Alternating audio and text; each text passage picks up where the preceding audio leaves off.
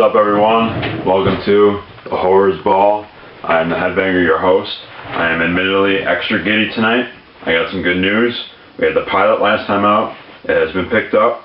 This is officially season 1 of the Horrors Ball.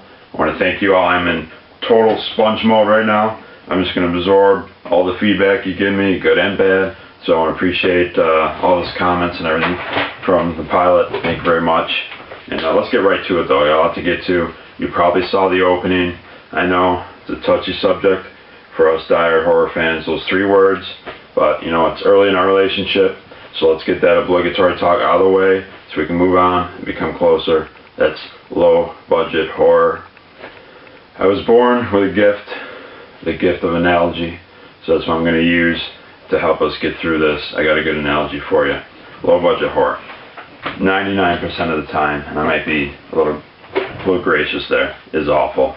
It's like blind dates. You've all been set up on a blind date. 99.9% of the time. You know how it goes. You've been there. Your buddy, he calls you up, right? You're single. It's Friday night. Hey, I got this chick that I know. You gotta hook up with her or whatever. You got this guys, girls, whatever.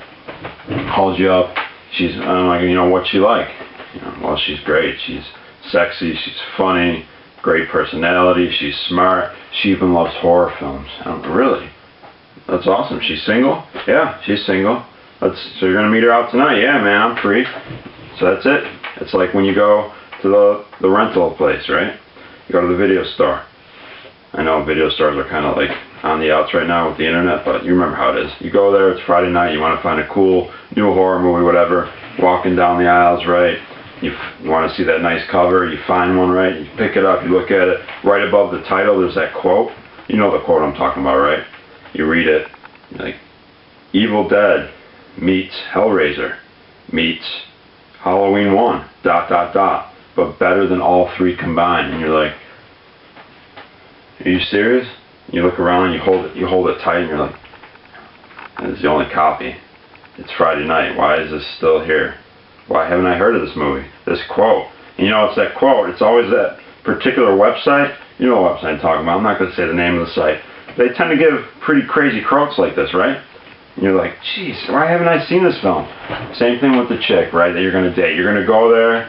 You meet her at the bar, one of your favorite bars. You got guarded optimism, but you go and you think, hey, my friend doesn't lie to me, right?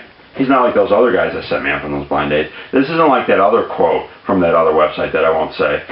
So you get there, you walk in the bar, right? You see the girl, she's waiting at the bar, you can tell it's her.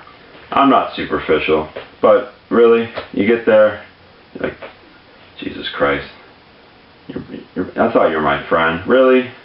You know what I'm talking about, right? It's like you get home with the video, you pop it in, you press play. It starts off with those really bad previews. You know what I'm talking about. So you're kind of like, oh boy. But hey, I'm not watching the previews. Fast forward, you get to the movie, right? It starts. It's got that film. You know the film I'm talking about. The film that gives you that lump in the back of your throat. You swallow really hard. You're like, all right, let's keep going. You watch it. Graveyard scene. Ron Jeremy comes up from underneath the ground. That's it. Press stop. You're frustrated, right? You call your buddy up. Dude, I thought you were my friend. Why did you set... She wasn't sexy. She wasn't funny. Well, I don't know if she wasn't funny because I didn't get that far, but you know how it is. This wasn't Evil Dead. This wasn't Hellraiser. This wasn't Halloween. This wasn't any of that, right? It wasn't half the movie any of those were. Why? You're so upset, right? But then, let's get to... There's that 1%, right? It does happen. It does happen. That one time that it works. You call up your buddy, man, she was funny. You're talking to her, right? And you're hitting it off, and she is sexy, and you're talking, she's got a good personality, you're having a drink, you buy her another drink. She says, I like Return of the Living Dead too, and you're like, God, this is amazing, right? You're at home, you're watching the movie, you got a beer, it's got good script, the acting's good. You're like, this is it, this is great, this is low budget, and it's total RT film. What is RT? That's rooftop. You know when you press stop after you've seen a great low-budget horror film, right? You know what I'm talking about. I always just want to immediately go up on top of my roof, scream out to everybody. I want the whole neighborhood to hear. I just watched a great amateur, independent, low-budget, whatever, horror film, and I'm so happy. I just want the whole block to know. You feel that way? You call your buddy right up. I need to tell someone right after the movie's over that I just saw a great low-budget horror film. I call my buddy up, dude. He's like, yeah, what's up? Dude, I just saw an awesome low-budget horror movie. And he's like, okay. You realize you called your buddy who doesn't even like horror, and it's 4 in the morning, and you have to work tomorrow? I know, yeah, I know you gotta work in the morning. So do I. But I just saw a great, independent, low-budget horror movie. That's the way it is, man. It can happen. What's the point of all this? This is like the most exaggerated segue of all time.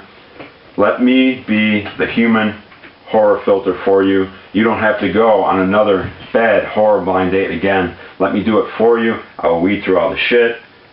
I will weed that out and bring you back great low-budget horror, so you don't have to go on one of those again. You don't have to read that fucking quote, take it home by a certain website that I won't say.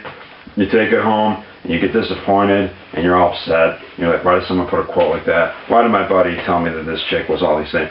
It's done. It ends today. You just have to trust me. That leads, I'm going to give you a couple examples of this 1%, because it's out there. But let me do it for you.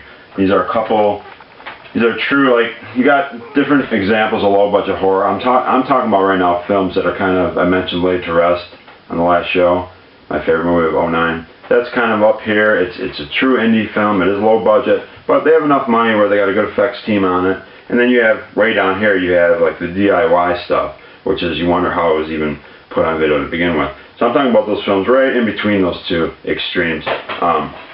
So I'm going to give you a couple recommendations here. Awesome stuff, truly low budget. These are total RT films, man. This is gonna make you just scream out loud. I'm gonna start with this was directed by Graham Whiffler. Anytime I see a great low budget horror film, I immediately just want to IMDb the director and see if he's done anything else, because you're so excited and like this might be the next big guy coming out in horror directing. Unfortunately, it seems like a lot of these guys only do like one film and that's it. I haven't noticed anything else from this guy, but it's Deadly End. This is from '07. Man, absolutely fantastic. Probably, to sum up quickly, probably has the best, I'm not exaggerating, the best SWFX I've ever seen. Incredible. Yeah, Grandpa, put the gore index up there. Put the gore index up there, will you? There's basically three characters in this film for the most part. A lot of times with real low budget stuff, it's kind of best to have a smaller cast. Put your best talent out there. If they can act, give them the most screen time. There's 3 main characters. They're all fine actors. The one guy was actually in another somewhat low budget film called Shrooms, which is actually a ridiculous title, but good movie. He's in that one. Just the lead is fantastic, an older guy. Great acting, good script. Again, the effects are fantastic. Deadly End. Check this one out. This was I remember this. I rented it out of a video store. It was one of those great moments. Please check it out. The other one, Murder Loves Killers 2. This is actually one of my, definitely one of the tops. Didn't make my top 5. Just outside of that. 2009. Such a great year in horror. Murder Loves Killers 2. It's not the sequel to. It's TOO2.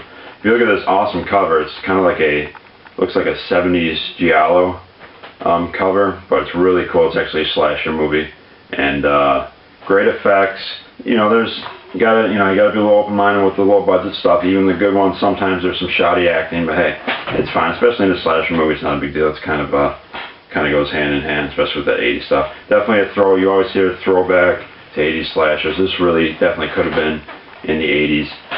Best thing I like about this though is individual scenes. There's so many good individual scenes. You can tell a lot of thought went into it, a lot of preparation. There's really tense moments.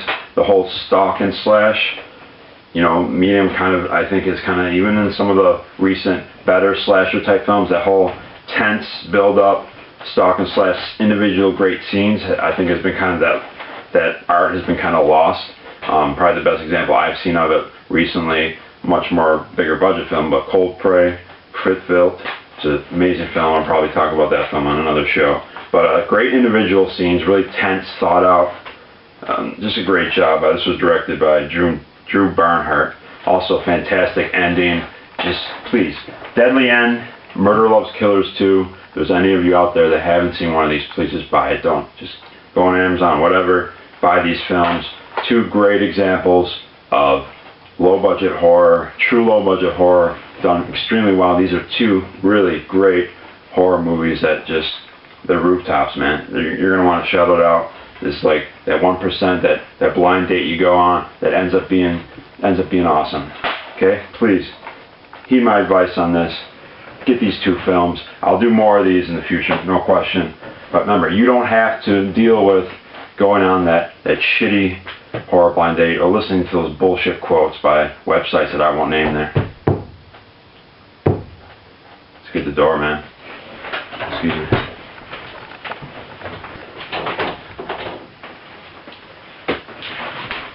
We have delivery. Let's take care of this and get back to the show.